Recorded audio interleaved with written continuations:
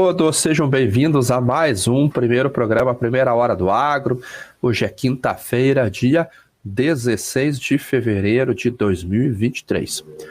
Tem notícia estranha no ar aí, gripe aviária chegou na América do Sul, já é considerado por alguns uma endemia, já espalhou pelo globo todo, pelo planeta todo, já há relatos de casos de gripe aviária. O ministro Carlos Fávaro, ministro da Agricultura aqui no Brasil, diz que o país está tomando as medidas necessárias para evitar que a doença chegue aqui. Na América do Sul já tem casos na Colômbia, no Equador, teve casos na Argentina reportados essa semana. O Uruguai identificou em um animal selvagem a doença também. No Brasil, felizmente, nenhum caso ainda, mas é algo que devemos olhar. Ontem saíram dados de estoques de petróleo lá nos Estados Unidos, surpreendeu o dado de estoque por lá e as notícias normais ali do dia a dia do agronegócio. Vou para a Bolsa já, porque tem alguns dados que eu quero mostrar para vocês com relação ao café. O café hoje subindo, ontem ele fez aquela realização de lucro, ontem o mercado físico aqui chegou a ficar travado devido aos preços mais baixos, até produtores tentando conseguir preços do dia anterior, naquela alta de preços do café, mas ontem o mercado ficou mais morno, tanto no mercado doméstico quanto no mercado de exportação. Então nós vimos aqui que ele não rompeu aquela resistência do 180, ele se manteve dentro dessa resistência, desceu até a média móvel aqui de 100 períodos, aonde ele testou o suporte. Agora está fazendo um candlezinho vermelho ainda, mas o preço está subindo 0,62%. Vocês lembram ontem, quando eu mostrei os diferenciais do café? Deixa eu trazer eles novamente para vocês olharem. Que nós temos visto que esses diferenciais, que aquilo que negocia-se direto no mercado físico, ele está muito descolado de outros anos, ou seja, sazonalmente esses diferenciais, eles estão muito altos em relação a outros anos. Por que não está abrindo aqui? Vamos ver se ele abre essa tela aqui, ó. Isso, ó.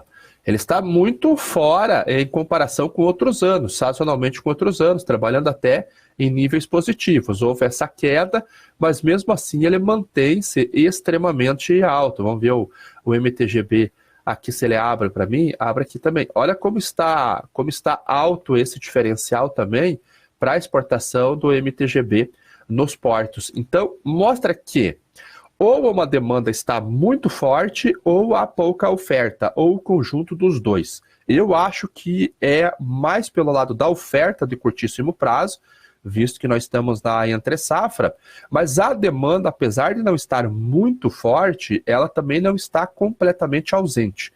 Ela está ausente do Brasil. No Brasil, para exportação, a demanda ela está bem fraca, realmente. Ontem eu e o Thomas tentamos fazer alguns negócios para fora, mas está inviável o café brasileiro ainda, não conseguimos chegar no preço. E ontem a DCA, ela divulgou os dados de estoques e mostra que houve uma queda de 110 mil sacas de café, 112 mil sacas de café lá nos seus armazéns. O que tem mais café aqui é o armazém em Nova York, com quase 2 milhões de sacas, e agora nós chegamos para uma mínima dos estoques de 6 meses. 6 meses. Então, vocês veem até também que sazonalmente é um período que começa a ter uma queda nos estoques de café da GCA. Por quê? Porque é entre safra, o que chega de safra no mercado agora de Colômbia e América Central, não é uma safra tão robusta quanto a brasileira. Então, sazonalmente, é um período de queda. Mas chegou a uma mínima de 6 meses. Lá na ICI, os estoques ontem caíram 25 mil sacas também. Então, mostra que existe uma demanda e confirma aquela teoria que nós conversamos alguns dias atrás aqui, que o preço muito caro do café nas origens, no Brasil, na Colômbia, com esses diferenciais de preço que eu mostrei para vocês aqui, trabalhando muito acima da média histórica, não está fazendo o comprador, o demandante deste café, negociar no físico, negociar para importação esse café. Ele vai lá no armazém da DCA e da ICI e executa a operação dele retirando o café físico. Fica mais barato. Então ele negocia no físico quando o diferencial está em padrão normal. Por quê? Porque normalmente ele trabalha negativo. Ele trabalha under em relação à cotação lá da Bolsa de Nova York. Ou seja, se Nova York está 180 centavos, ele comprando café, esse tipo de café aqui no Brasil, ele compra com 21 centavos de dólar por libra-peso de desconto. E agora está com 11 acima. Se eu tenho um café com um prêmio de 11 acima e eu tenho a possibilidade de comprar no preço da Bolsa lá em Nova York, e os Estados Unidos é o maior comprador de café do Brasil, o maior importador de café do Brasil como país, como bloco da União Europeia, por que eu vou vir para o Brasil comprar café? Se tem café certificado, aprovado, e até com atestado de qualidade, com o padrão da Bolsa, disponível lá o preço do derivativo. Não tem esse sentido. E é exatamente isso que está acontecendo neste momento. Então, para a demanda voltar a se apresentar de uma maneira mais forte, uma maneira mais intensa, precisaria que esses diferenciais do mercado físico cedessem. Essa seria a lógica do mercado. Claro que se os estoques da Bolsa começam a cair, começa a puxar o derivativo, também é negativo. Então, não há uma sobreoferta de café nesse momento, ou pelo menos uma situação que possa trazer um sentimento de sobreoferta do mercado até a comprovação de que vai haver uma sobreoferta. E daqui a pouquinho começa a chegar a safra brasileira de café. Como é que está a curva de futuros, os spreads de futuros? Você vê que até dezembro ele está bem invertido. Setembro e dezembro são os principais vencimentos da entrada da safra de café aqui no Brasil. E agora a gente tem um carrego de dezembro em diante, ele começa a ter um carrego. Então o mercado olha para cá com um equilíbrio entre a oferta e a demanda, ainda é cedo para dizer que vai haver esse equilíbrio, mas neste momento o mercado olha esse equilíbrio. Agora aqui, por enquanto, há um sentimento de desequilíbrio.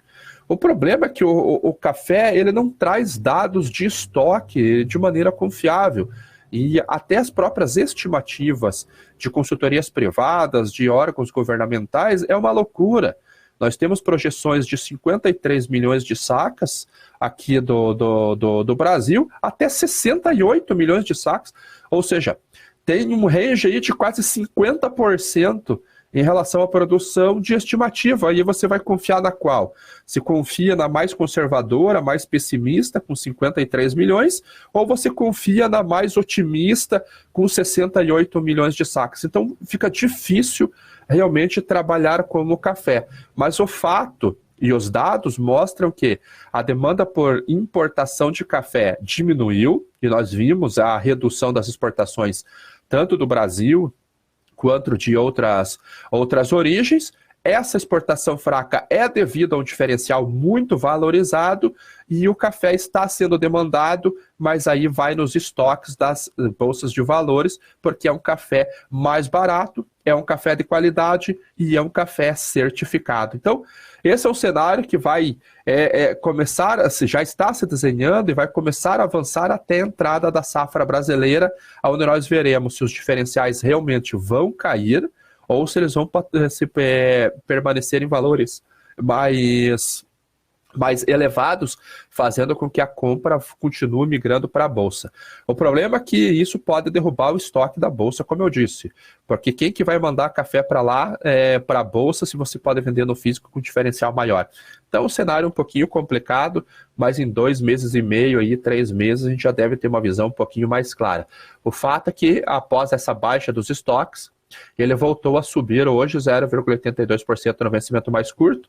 Esse vencimento começa a ir para o aviso de entrega já, porque as opções já vencem essa semana, e a partir daí a gente começa a trabalhar no físico, somente no spot, para quem especula day trade, né? E o vencimento maio subindo um pouquinho menos, 0,71%, praticamente no mesmo preço, né? 178,25 centavos de dólar por libra-peso.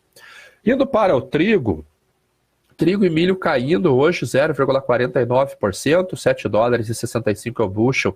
A situação desses vencimentos março para todas as commodities agrícolas e softs vai ser a mesma. E o vencimento maio caindo 0,45 a 7 dólares e 76 o bushel. Milho caindo 0,22 em ambos os próximos dois vencimentos, 6 dólares e 74, 6 dólares e 72. Aqui a gente teve ontem a força do DX, que subiu, né? O número do retail sales, vendas de varejo dos Estados Unidos, veio muito acima da expectativa do mercado, mostra ainda que aparentemente a economia está aquecida por lá, então deve ter um ciclo de aumento da taxa básica de juros ainda, esses juros devem permanecer em patamares mais elevados durante algum tempo. Antes falava-se que ele não chegaria a 5%, já começou a ventilar já no ano passado mesmo, que ficaria entre 4,75%, no máximo 5%, e agora as apostas já estão em 5,5%, já para ver como o cenário foi ficando mais complicado à medida que a inflação mostrou-se persistente. O CPI também essa semana saiu em linha, mas também mostra que o negócio não baixa, o negócio mantém-se lá em cima, e este é o principal indicador que o Fed usa para as suas análises. Então ontem, esse dados de vendas no varejo veio mais forte, acabou puxando o dólar DX no dia, que subiu bastante até, e aí empurra todas as commodities para baixo. Duas commodities só subiram: o óleo de soja e o cacau. O cacau tem uma oferta muito apertada, o cacau renovou máxima de muito tempo por causa do balanço apertado. Realmente, eu acho que eu tinha até comentado com vocês sobre o cacau há uns 4 meses atrás, de que poderia ter uma oportunidade de alta, renovou agora a máxima também. E o óleo de soja também tem uma arbitragem por causa do óleo de palma lá na Malásia. E esse óleo voltou a subir bastante, então acabou puxando as cotações. Mas farelo e grão, junto com o milho e o trigo, também tiveram uma queda. Essa queda se deve à safra brasileira, que agora começa a colher num ritmo mais acelerado, da soja principalmente, e isso começa a levar o grão para o porto, os embarques podem voltar a acontecer, e isso acaba pressionando a Bolsa de Chicago, porque a oferta sai de lá, volta no Brasil. Ainda mais que vocês viram ali como que estão os prêmios de exportação nossos, muito, muito baixos. A prova de que a demanda voltou para o Brasil, além da queda de Chicago, é que o prêmio já não caiu mais. O prêmio estabilizou, ainda negativo para embarque em março, mas está estável, já deixou de cair, como aconteceu nos primeiros 2 dias da semana. Hoje, o óleo de soja, ele trabalhando misto, o farelo estendendo a queda, 0,29%, e o grão de soja caindo 0,23% a 15 dólares e 22 o bushel, vindo testar esta média móvel aqui de 20 períodos. A tendência ainda permanece de alta. Claro que vai haver uma possível pressão no curto prazo, e eu não duvidaria se as cotações voltassem a testar os 15 dólares o bushel aqui no vencimento maio. Não duvido disso. Só que nós temos uma entre-safra pela frente ainda, né? Começando em maio, atingindo seu pico no finalzinho de junho, início de julho, e a partir daí a gente já começa a olhar para a entrada da safra americana. Então eu acho que as cotações podem subir ainda, mas não agora. Agora é pressão realmente. O problema é para o produtor que deixou para vender na última hora no disponível, e está pegando Bolsa de Chicago em queda, apesar de estar sustentado acima de 15 dólares o bushel, e pegou o prêmio de exportação lá embaixo, no subsolo, né, negativo para entrega mais curta. Então aquele que tem necessidade de caixa de curto prazo, esse infelizmente vai ter que pagar o preço, ou melhor, vai ter que vender por um preço muito mais baixo. Aquele produtor que já vendeu a sua necessidade de fluxo de caixa, principalmente em abril, que vence tudo, vence semente, vence fertilizante, então a porrada de conta para pagar. Ele já solucionou essa parte, aí é possível pensar numa estratégia mais de médio e longo prazo, talvez uma venda se o custo de carrego compensar, ou segura o grão e faz alguma outra estratégia, mas aquele que precisa de dinheiro entrando já no próximo mês de março para honrar os compromissos de abril, esse infelizmente o cenário é bem ruim. Clima da Argentina, veio uma chuva nessa semana, ajudou a amenizar um pouco, pelo menos, o sentimento do mercado, né, a percepção do mercado de uma estabilidade de lavouras, uma redução nas perdas, não que vá recuperar muitas áreas, mas pelo menos você tem uma certa estabilização. Nos próximos 5 dias, anomalia de precipitação. Esse modelo, principalmente aqui, ele mostra que não há nenhuma anomalia de precipitação, vai continuar seco, vai continuar quente. Esse modelo já mostra alguma coisinha aqui mais ao centro, aqui próximo aqui deve ser o quê? Chaco, Resistência, Corrientes, deve ser essa região aqui. Esses 2 modelos aqui já mostram uma chuva um pouquinho melhor, passando aqui por Santa Fé e vindo até o centro-oeste da Argentina. Esse modelo também mostra. No Brasil, a gente teve chuvas ontem, há chuvas hoje ainda em Santa Catarina, Paraná, e as anomalias mostram que nos próximos 5 dias a gente vai ter uma intensidade de chuvas, principalmente no oeste do Paraná, Mato Grosso do Sul inteiro e alguma coisa no sul e sudeste do Mato Grosso. E ambos os modelos mostram o mesmo sistema. Já para o norte do Mato Grosso, você vê que há uma anomalia de precipitação menor. Então, isso é favorável para a continuidade do avanço da colheita.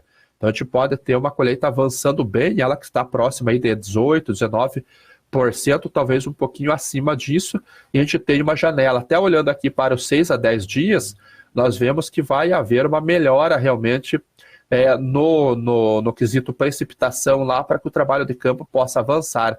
Até entre 11 e 15 dias a gente não tem nenhuma anomalia. Até no Paraná acaba ficando um pouquinho mais seco. Claro que terminando a colheita da soja, entra o plantio do milho. Então a gente precisa acertar exatamente nesse tempo. Para a chuva, colhe, planta, volta a chuva. É fácil, né? Uma boa notícia é que o Laninha se encaminha para um aspecto neutro. 3 anos de Laninha foram muito complicados, principalmente na região sul do Brasil. E agora ele já começa, eu separei só a região 3, 4, que é essa região aqui no Equador, aqui no Pacífico, ela já volta a dar sinais de que está indo embora realmente. Ainda estamos em Laninha, mas é pouca coisa, é um tasquinho só, então já começa a se encaminhar para o neutro. Se ela passar e ficar entre 0 graus a temperatura e 0,5, ele é neutro. Se ele for acima de 0,5, a gente começa a ter o El Niño. Então, a expectativa é que para abril, maio, junho, a gente já tenha um aspecto de neutro para positivo para o El Niño. Se ele ficar nesse patamar, é ótimo para ambos os hemisférios, tanto o hemisfério norte quanto o hemisfério sul. Se ele vai para o El Niño, aí ele já muda o sistema que nós vimos nos últimos anos. Ele traz o clima um pouquinho mais seco para a região centro-norte do Brasil, e um clima mais úmido para a região sul, sudeste e sul. Então a gente pode ter um sistema diferente para a safra 23-24. Vamos torcer para que ele fique nesse range aí de 0,05. Se nós olharmos, deixa eu ver se eu encontro aqui, a precipitação, os modelos de precipitação, o que pode acontecer durante o Laninha, a gente vê que é mais seco aqui, é realmente nessa região, durante o expectativa neutro negativo, e durante o neutro positivo, que é o que começa a se desenhar, você vê que com relação a temperaturas, são temperaturas médias, então é muito bom isso daqui, tem boa iluminação, tem uma temperatura agradável, incluindo até os Estados Unidos. O Canadá que acaba sofrendo um pouquinho. Com relação a anomalias de precipitação, a gente já vê uma chuva maior nesta região aqui do Paraná para baixo. E aqui no centro-oeste a gente vê que tem ainda uma umidade que pode vir. Então é uma coisa boa, vamos dizer assim. Quando a gente olha para o negativo, a gente vê uma seca maior, basicamente nessa região, apesar do centro-oeste aqui receber chuvas. Agora, se eu vou para o positivo, durante o El Niño, a gente vê que há uma intensificação de chuvas realmente do centro, do sudeste e sul do Brasil, e nordeste e norte você tem uma intensidade menor e temperaturas ficam um pouco mais quentes. Então vamos torcer para a gente ficar nesse sistema aqui, que é o sistema de neutro para positivo, que aí tudo dá certo do plantio. Lá nos Estados Unidos é cedo para falar de área ainda. Esse mês eles estão olhando na formação do seguro de renda. As cotações eu acho que podem se sustentar parcialmente em cima disso. A gente vai começar a falar de produtividade norte-americana no próximo mês de março, que é quando começa a pesquisa para ver a intenção de plantio. O relatório sai no dia 30 de março. A partir de então, nós começaremos a avaliar a safra norte-americana. O relatório do dia 30 de março é importante. E no Prodestaque, ontem na B3 aqui, o milho fechou em queda, 0,18% de queda. E começaram a sair notícias que foi devido à gripe aviária que acabou derrubando o milho aqui. Eu acredito que não foi. Eu acredito que não teve influência quase nenhuma. Não vou dizer que não teve 100% de influência, que nós sabemos como que é a notícia. Mas eu acho que essa queda do cereal aqui na B3 teve mais relação com a queda de todas as outras commodities. E como nós estamos exportando muito ainda, a paridade, o preço de paridade de exportação que considera a Bolsa de Chicago é o que está balizando grande parte da formação do preço no mercado doméstico.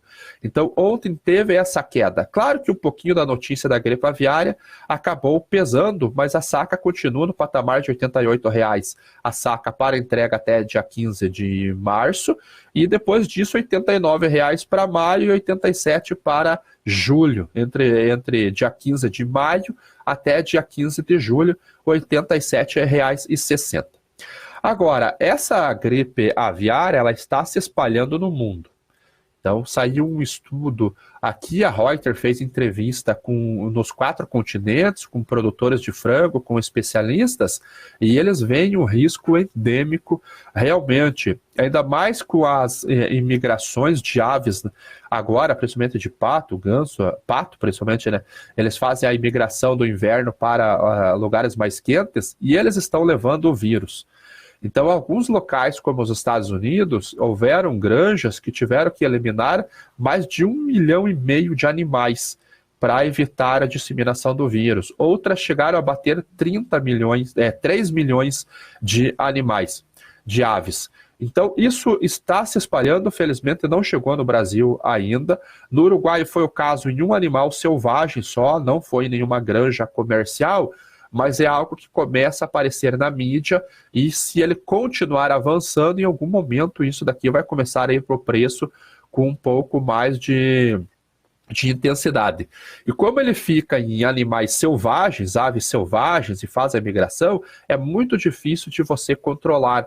E agora o vírus já está começando a cruzar novas fronteiras. Então já teve casos no Peru, no Equador, na Bolívia, os primeiros casos nos últimos meses, e agora chegou na Argentina e chegou no Uruguai também. Então vamos ficar de olho, mas ainda não fez preço no Brasil ainda, porque ele não chegou no Brasil.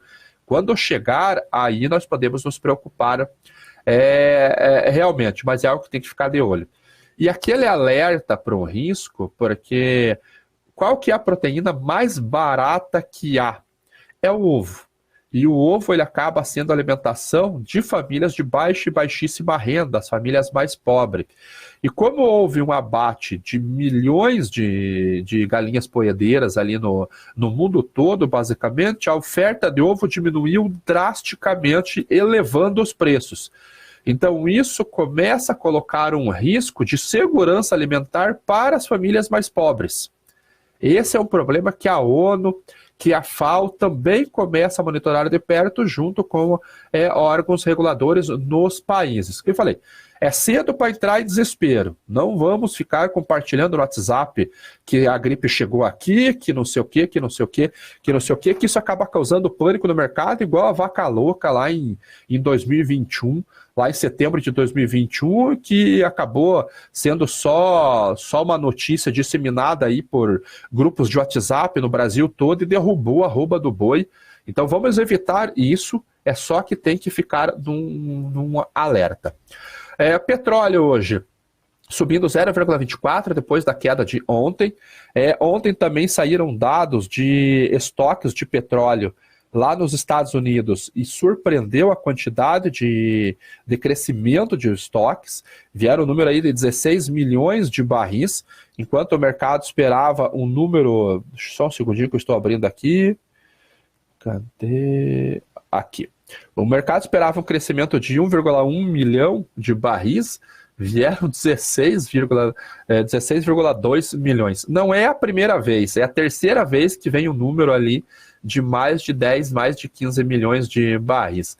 Então, colocando as estimativas aqui na tela, ó como que ficou a disparidade entre a expectativa de mercado e o crescimento. As refinarias estão trabalhando lá, é menor consumo mesmo. Então, olha aqui como a gente teve uma semana que eu estava em São Paulo até, pareceu quase 20 milhões de barris de crescimento, e aqui nós tivemos 5 milhões, foram os 3 maiores crescimentos que nós tivemos. Mas se veja que é sazonal também. Então, há uma chance, olhando no gráfico, que ele possa cair bastante, vindo encontrar a estimativa de mercado na próxima semana. Isso acabou influenciando nos preços. Naturalmente, ontem os preços acentuaram a queda no finalzinho do pregão, ele acabou recuperando um pouquinho. A gente olha aqui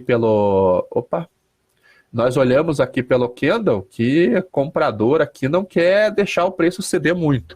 Então ele testou uma média de 50 períodos e não quer ceder muito não. Lembrando que a gente tem uma sazonalidade de baixo pela frente nos próximos 2 meses e depois ele tem uma sazonalidade de alta. Passando pelo açúcar voltou a subir hoje, né? Subindo 1%, recuperando da queda de ontem. Então podemos colocar na conta da realização de lucros ali depois de algumas sessões de alta. Então hoje voltando a subir 1% no vencimento março, que também tem a mesma situação do vencimento das opções, vencimento maio a 19,89 centavos de dólar por libra peso.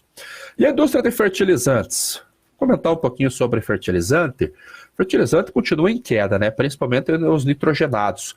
Ureia já perdeu ali desde a máxima lá do ano passado, chegou a mais de $1.000 por tonelada no CFR, agora está na faixa de $345, caiu bastante. Os fertilizantes de maneira geral, eles continuam com uma tendência de queda. Eu particularmente acho que estamos próximo de um fundo já desses preços. Um fator importante é que a Índia não lançou o seu tradicional tender que ela lança no início do ano, e o governo cortou subsídio para importação, até para tentar equilibrar as contas lá depois de estímulos monetários devido à pandemia, devido ao Covid. Então, talvez a demanda que venha da Índia, que é o terceiro maior consumidor de fertilizantes do mundo, venha um pouquinho menor do que a expectativa. Nesse momento, os estoques eles estão abastecidos para praticamente todos os fertilizantes e não há demanda ainda. O Brasil já rodou para as safras de inverno, milho, trigo, algodão, já rodou praticamente, a gente já começa a olhar para a safra 23, 24, então pode ser um bom momento de compra e ali para travar custos, visto que o índice de compra do preço do fertilizante divulgado pela Mosaic melhorou bastante, veio abaixo de 1 ponto. Então, abaixo de 1 ponto é favorável para a compra, porque o preço da commodity não caiu tanto e o fertilizante derreteu. Então, você que é produtor, dá uma olhadinha aí. E já começa a sair notícias de que as empresas de fertilizantes estão preocupadas com relação à demanda. A demanda ela está fraca e essas empresas elas precisam de demanda, precisam de venda para gerar caixa. Então, as principais empresas do mundo, Nutrien, Mosaic e CF Industries, estão preocupados. A Yara até anunciou uma redução de sua produção na Europa. O agronegócio não está expandindo? Está. Mas isso não significa que vai haver necessariamente maior consumo de fertilizantes.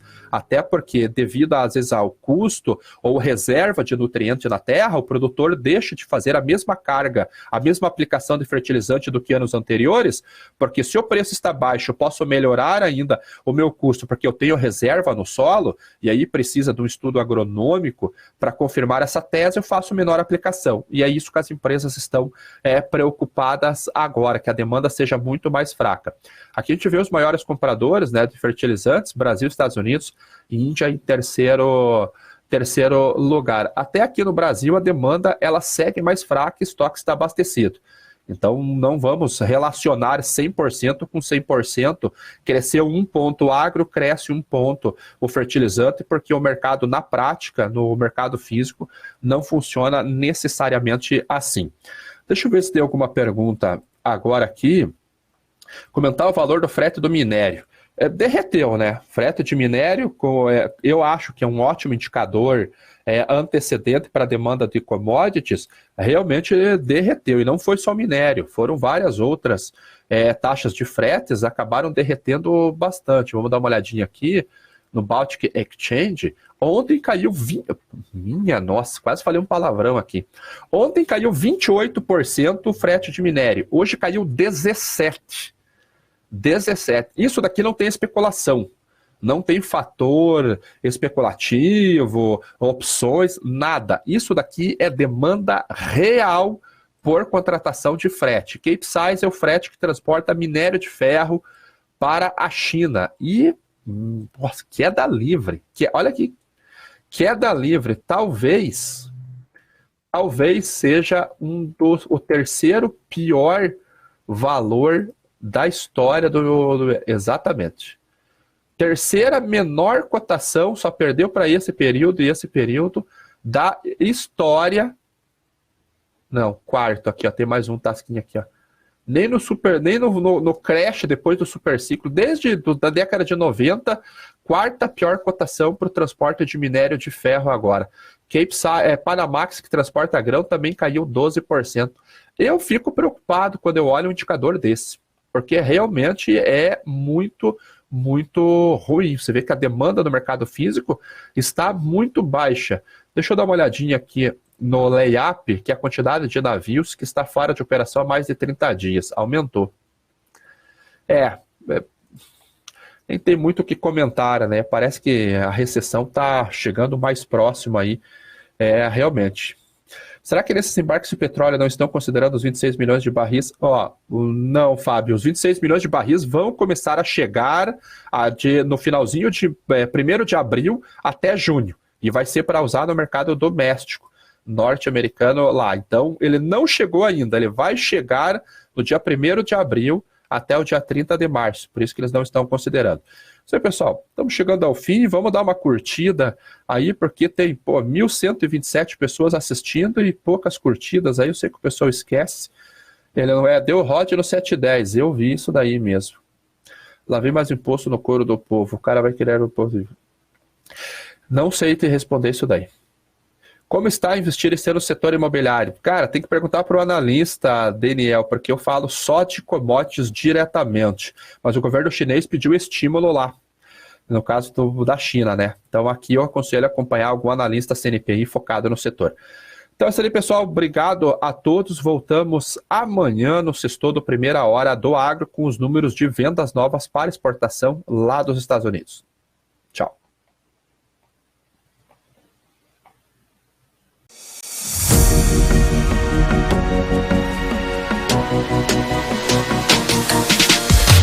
BMC News, informação que gera valor.